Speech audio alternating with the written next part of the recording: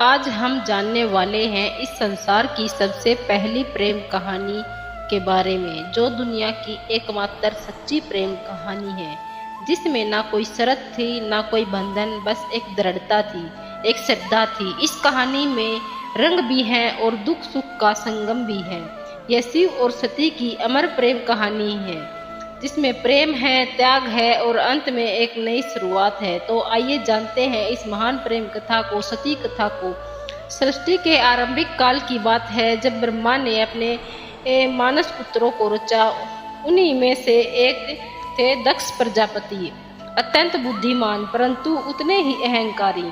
दक्ष को अपनी योग्यता, अपनी शक्ति और अपने सृष्टिकता के कुल से उत्पन्न होने का बड़ा अभिमान था। उसने वर्षों की तपस्या की और देवताओं से वरदान पाए। संतान की प्राप्ति के लिए उसकी यह तपस्या रंग लाई और उसे एक अत्यंत दिव्य कन्या की प्राप्ति हुई, वही जिसे हम आज सती देवी के नाम से जानते हैं। देवी का जन्म किसी साधारण कन्या की भांति नहीं हुआ था। उनका स्वरूप स्वयं शक्ति का अंश था। कहते हैं वह स्वयं आदि शक्ति का अवतार थी। दक्ष को अपनी पुत्री पर गर्व था, लेकिन साथ ही उसके मन में एक अभिलाषा थी कि वह अपनी इस कन्या का विवाह किसी महान देवता, किसी वैभवशाली राजकुमार या प्रतिष्ठित गृहस्थ से करेगा। उसे यह कल्पना भी नहीं थी कि उसकी पुत्री का हृदय वहां बन चुका है, जहां वैभव का कोई मूल नहीं, जहां वैराग्य ही आभूषण है। भगवान शिव देवी सती बचपन से ही विचित्र स्वभाव की थी। अन्य कन्याओं की तरह ना तो उसने श्रृंगार में रुचि थी, ना ही राजसी जीवन में भव्यता। जब जब वह शिव की चर्चा सुनती, जब किसी आरसी द्वारा शिव की महिमा का वर्णन होता, उनका हृदय गहरे भावों से भर उठता। शिव जो शमशान वासी हैं, जो मृग चर्म धारण करते हैं, जो भस्म रमाते हैं और सर्पों को आभूषण की तरह पहनते हैं, आम कन्याओं के लिए यह भय का कारण होता, पर सती के लिए यही शिव उनके अंतर्मन में बस चुके थे। धीरे धीरे यह आकर्षण शक्ति में बदला और भक्ति प्रेम में। अब सती का एक ही लक्ष्य था, शिव को पति रूप में प्राप्त करना, पर यह मार्ग आसान नहीं था। जब दक्ष को सती की इच्छा का आभास हुआ तो वह क्रोधित हो उठा। उसकी आंखों में तो शिव एक जंगल में भटकने वाले योगी मात्र थे।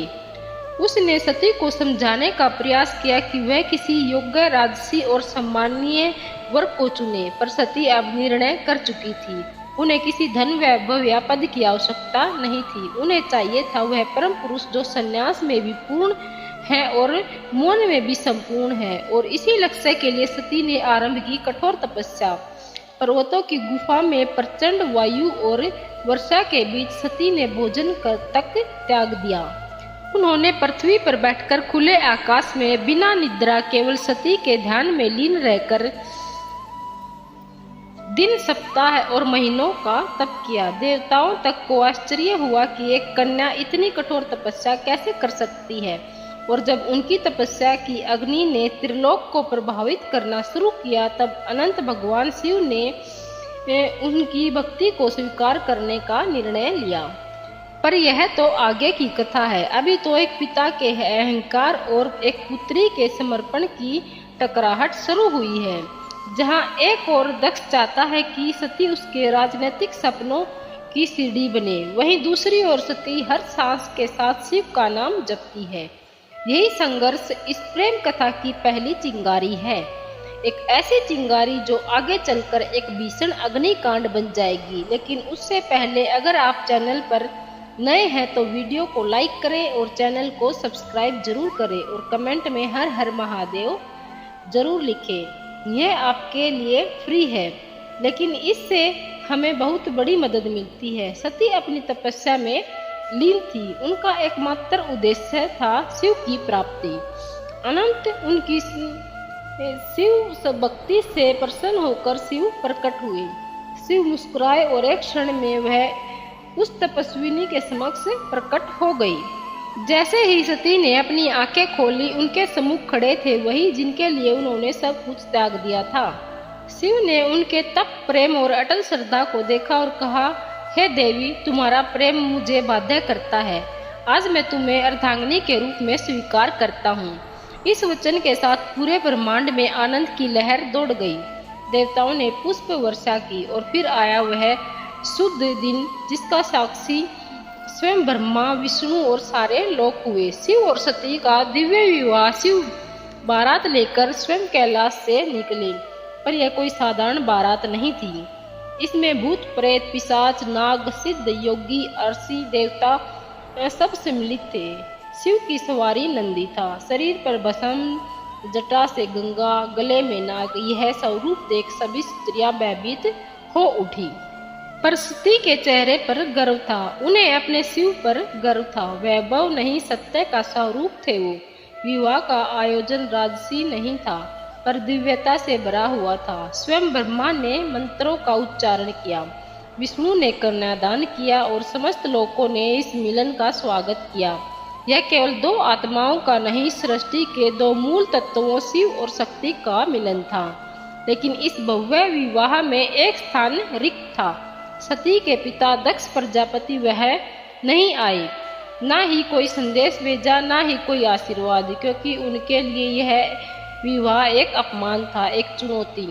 उनके अभिमान को उनके अनुसार यह मिलन योग्य नहीं था, और यहीं से प्रारंभ हुआ उस अग्निस्थ का बीज जो आगे चलकर पूरे यज्ञ को जला देगा। समय धीरे धीरे बीतता है। कैलाश पर्वत पर प्रकृति की गोद में शिव और सती अपना वैवाहिक जीवन शांतिपूर्ण और आनंद से व्यतीत कर रहे हैं। कैलाश की गुफाएं, मंदाकिनी की कलकल धारा और बर्फीली हवाएं सब साक्षी थी उस दिव्य प्रेम की जो समय और शब्दों से परे था। लेकिन इसी बीच एक और स्थान पर कुछ और ही चल रहा था।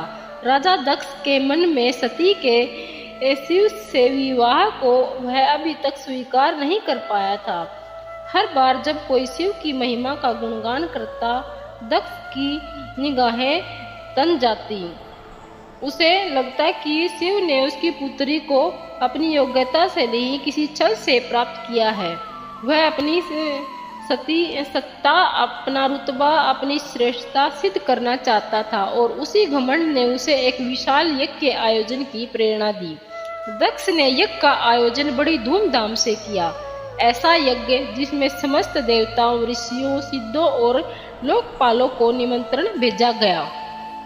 ब्रह्मा से लेकर इंद्र तक हर कोई आमंत्रित था, परंतु एक नाम उसमें उपस्थित नहीं था, महादेव शिव का नाम। यह कोई भूल नहीं थी, यह था दक्ष का जानबूझकर किया गया निर्णय। उसने शिव को निमंत्रण नहीं भेजा क्योंकि उसका अहंकार उसे यह स्वीकार नहीं करने देता था कि उसकी पुत्री ने उस योगी से विवाह कर लिया जो ना कोई राज्य रखता है, ना कोई वस्त्र, और जो शमशान का वासी है। दक्ष को लगता था कि शिव को यज्ञ में आमंत्रित करना उसके सम्मान के विरुद्ध होगा।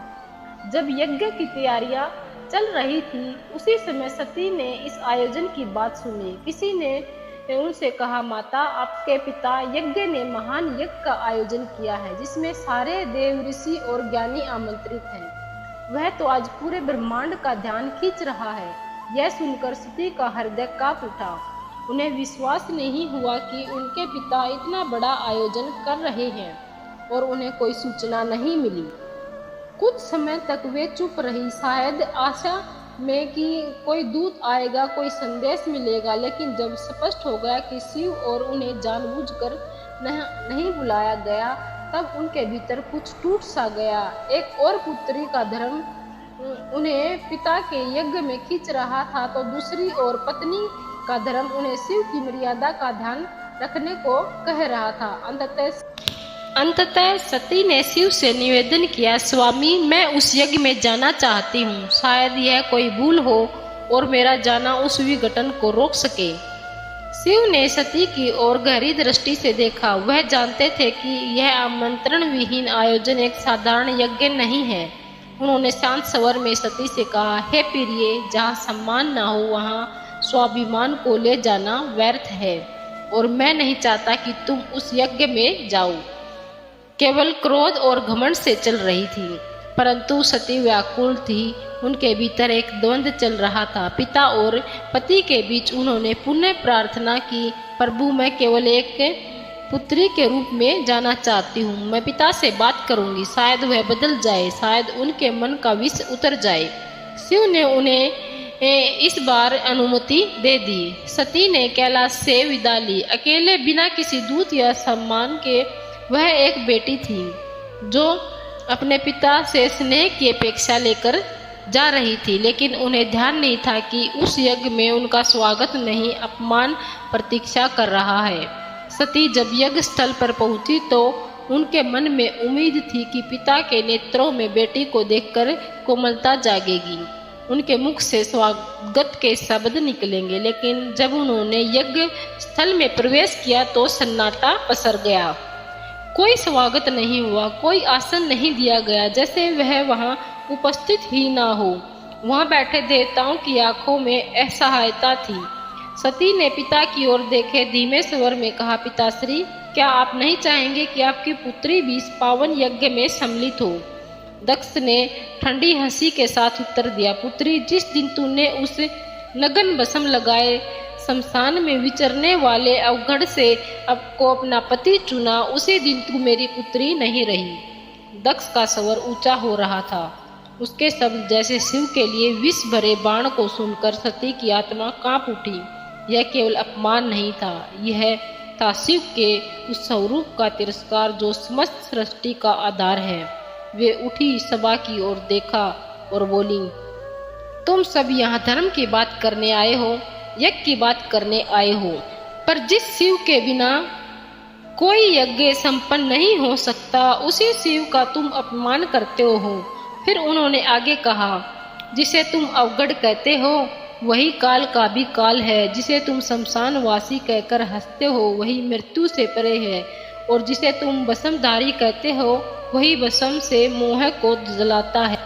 उसकी आंखों में आंसू थे, लेकिन स्वर तेज था, ऐसा तेज कि स्वयं देवता भी सिर झुका ले। सभा स्तब्ध थी, कोई उत्तर नहीं दे रहा था।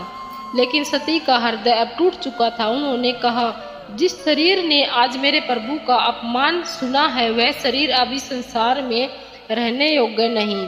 और वे सीधे यज्ञ कुंड की ओर बढ़ी। वहां उपस्थित देवता ने उन्हें रोकना चाहा, पर सती अब कोई नारी नहीं थी, वह साक्षात अग्नि बन चुकी थी। उन्होंने अपने नेत्र बंद किए, शिव का स्मरण किया और अग्नि में कूद गई। उनके चेहरे पर भय नहीं था, बल्कि एक शांति थी, एक समर्पण था जो पूरे यज्ञ मंडप को झकझोर गई। अब इस यज्ञ की अग्नि से वह तूफान उठने वाला था जो सब कुछ तबाह कर सकता था। तो चलिए अब जानते हैं आगे की कथा। लेकिन उससे पहले अगर आपको वीडियो अच्छी लग रही है तो वीडियो को लाइक जरूर करें और कमेंट में लिखें हर हर महादेव। कैलाश पर शांति थी, पर वह शांति तूफान से पहले की थी। जब भगवान शिव को यह ज्ञात हुआ कि उनकी अर्धांगिनी अग्नि में समर्पित हो गई तो उनके हृदय में तूफान उमड़ पड़ा। आंखों में वेदना, मन में शून्यता और आत्मा में आग। यह वह शिव थे जिनका क्रोध ही प्रलय कहलाता है। शिव अपनी समाधि से उठे, उनकी जटाएं लहराई, नेत्र रक्तिम हो उठे और सारा ब्रह्मांड कांप उठा। फिर अपने दोनों हाथों से अपनी जटाएं पकड़ी और उन्हें पृथ्वी पर पटक दिया। उसी क्षण पृथ्वी फटी और उस क्रोध में ज्वाला से प्रकट हुआ एक भयंकर, तेजस्वी और अभय वीरभद्र। वीरभद्र कोई सामान्य योद्धा नहीं था, वह शिव के विकराल रूप का अंश था। उसका शरीर अग्नि समान दिव्यमान था, आंखों में प्रतिशोध की ज्वाला, हाथ में तलवार। उसका प्रकट होना सृष्टि के संतुलन को डगमगाने लगा था। वीरभद्र प्रचंड गति से दक्ष की ओर बढ़ चला। जिस दिशा में वह चलता, धरती कांपती, आकाश बदलता और देवताओं के हृदय कांप उठते। जैसे ही वीरभद्र यज्ञ स्थल पर पहुंचा, आकाश में अंधकार छा गया और वीरभद्र प्रकट हो चुका था। उसकी उपस्थिति मात्र से यज्ञ की अग्नि धर उठी। वह बिना रुके आगे बढ़ा, पहले यज्ञ वेदी को तोड़ा, फिर वेद पाठ करने वाले ब्राह्मणों को हटाया। उसकी आंखों में एक ही लक्ष्य था, दक्ष वीरभद्र के सामने कोई नहीं टिक सका। वह अकेला था परंतु अजय। उसके प्रत्येक प्रहार में शिव का श्राप था और हर गर्जना में सती का विलाप। अंततः वह दक्ष के सामने पहुंचा। दक्ष अब भी अपने दक्ष अब भी अपने अभिमान में डूबा था। वो चिल्लाया, मैं यज्ञ करता हूँ, मुझे कोई छू नहीं सकता। वीरभद्र ने उसकी आंखों में देखा और कहा, तू पिता कहलाने योग्य नहीं। आज तुझे उसी अग्नि में भस्म करूंगा जिसमें तूने धर्म का मजाक उड़ाया। और एक ही झटके में वीरभद्र ने अपनी तलवार से दक्ष का सिर धड़ से अलग कर दिया। पूरी सभा में सन्नाटा छा गया। देवता स्तब्ध रह गए। यज्ञ की अग्नि बुझ गई और पृथ्वी पर सिर्फ राख रह गई। वो राख जो अहंकार, अधर्म और अपमान की अंतिम परिणति थी। वीरभद्र शिव की आज्ञा पूरी कर चुका था, पर यह कहानी यहीं नहीं रुकती। अब आएगा वो क्षण जब स्वयं शिव यज्ञ स्थल पर पहुंचे, सती के शव को उठाएंगे और सृष्टि में संतुलन डगमगाएगा। जब महादेव यज्ञ स्थल पर पहुंचे, उन्होंने सती के जले हुए शरीर को देखा। वह दृश्य ऐसा था जिसने स्वयं काल को रुला दिया। शिव ने धीरे से कपकपाते हाथों से अपनी सती को बाहों में उठा लिया। उनकी आंखों से आंसू थे। फिर वह चल पड़े। शिव सती के शव को अपनी गोद में लिए पूरे ब्रह्मांड में भटकने लगे, उस विरह में जो पूरे ब्रह्मांड को भयभीत कर रहा था। ब्रह्मांड असंतुलित होने लगा। देवता भयभीत हो उठे। यदि शिव यूं ही विलाप करते रहे तो सृष्टि का संतुलन टूट जाएगा, प्रलय आ जाएगा। तब सभी देवता भगवान विष्णु के पास पहुंचे और उनसे सृष्टि को बचाने की प्रार्थना की। तब विष्णु ने अपना सुदर्शन चक्र चलाया। जैसे ही सुदर्शन चक्र चला, उसने सती के शरीर को टुकड़ों में विभाजित कर दिया। शिव कुछ क्षणों के लिए रुके, पर प्रतिरोध नहीं किया। यह सृष्टि के लिए आवश्यक था। जहाँ जहाँ सती के अंग गिरे, वहाँ दिव्य ऊर्जा फैल गई। पृथ्वी के वे स्थान भक्ति से भर उठे और वहीं बने शक्तिपीठ। यह कोई सामान्य स्थल नहीं थे, यह उस अमर प्रेम की गवाही थे जो शिव और सती के बीच था। यह थे वे स्थान जहाँ स्त्री, शक्ति, प्रेम, बलिदान और भक्ति सब कुछ एक साथ साक्षात्कार हुए। कुछ स्थानों पर सती की आंखें गिरी, कहीं उनका हृदय, कहीं केश तो कहीं उनके चरण, और हर स्थान पर एक केंद्र बन गया। माँ सती का जो हर रूप में पूजनीय हुई, कभी दुर्गा, कभी भैरवी, कभी भवानी। यही वे स्थान हैं जहाँ कामाख्या, वैष्णव, ज्वाला, हिंजाल और तारापीठ जैसे नामों से जानते हैं। इस प्रकार सती के वियोग से जन्मे यह शक्तिपीठ न केवल देवी के अंग है, यह उस प्रेम की शाश्वत उपस्थिति है जो आत्मा से आत्मा तक जुड़ता है। शिव अंततः हिमालय लौटे, पर अब वह ध्यान मगन हो गए। वर्षों तक एक चट्टान की भांति बैठ गए, समाधि में डूबे। ना शब्द, ना गति, भावना, बस मौन और सती की स्मृति। काल की धारा आगे बढ़ती है। युग बदल जाते हैं, पर कुछ कहानियां समय की सीमाओं से परे होती हैं, और सती की कथा उन्हीं में से एक है। वह प्रेम जो अग्नि में तप कर शुद्ध हुआ था, वह विरह जो तांडव बन गया था, उस अधूरी यात्रा को अब पूर्ण होना था। यह कहानी यहाँ समाप्त नहीं होती। प्रेम का सफर यहीं पर रुकने वाला नहीं था। जहाँ अग्नि ने प्रेम का रंग दिखाया था, वहीं से एक नई दास्तान का पैगाम आने वाला था। सती के बलिदान से जो प्रेम जला था, वही आग पार्वती के रूप में फिर फैलने वाला था। यह अंत नहीं, यह शुरुआत है। शुरुआत है एक अमर, अनसुनी और अनोखी प्रेम कहानी की। यह शुरुआत है शिव और पार्वती की। यह शुरुआत है एक नए युग की। अगर यह वीडियो आपको कुछ सीखने और जानने को मिला है तो वीडियो को लाइक करें, कमेंट में लिखें हर हर महादेव। यह आपके लिए फ्री है, लेकिन इससे हमें बहुत बड़ी मदद मिलेगी। हर हर महादेव।